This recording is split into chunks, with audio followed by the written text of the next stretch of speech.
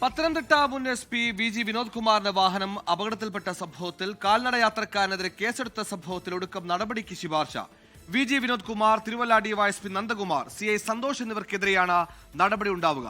പത്തനംതിട്ട SP-യുടെ റിപ്പോർട്ടിൽ റേഞ്ച് DIG-ആണ് നടപടി ശുപാർശ ചെയ്തത്. സംസ്ഥാന പോലീസ് മേധാവിയാണ് തുടർ നടപടി സ്വീകരിക്കുക.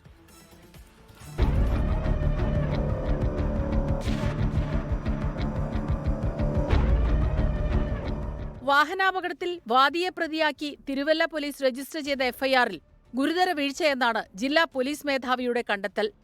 SP VG Vinod Kumar, Thiruvalla DYSP Nandakumar, CI Santhosh എന്നിവർക്കെതിരെയാണ് റിപ്പോർട്ട്.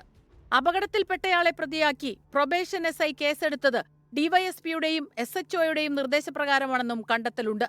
തുടക്കക്കാരനായതിനാൽ പ്രൊബേഷൻ SIക്ക് വാർണിംഗ് നൽകി നടപടികൾ അവസാനിപ്പിക്കും.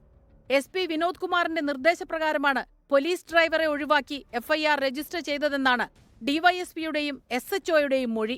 പത്തനംതിട്ട SP-യുടെ റിപ്പോർട്ടിൽ റേഞ്ച് DIG-ആണ് നടപടിക്ക് ശുപാർശ നൽകിയത്. DIG-യുടെ ശുപാർശ IG സംസ്ഥാന പോലീസ് മേധാവിക്ക് കൈമാറി.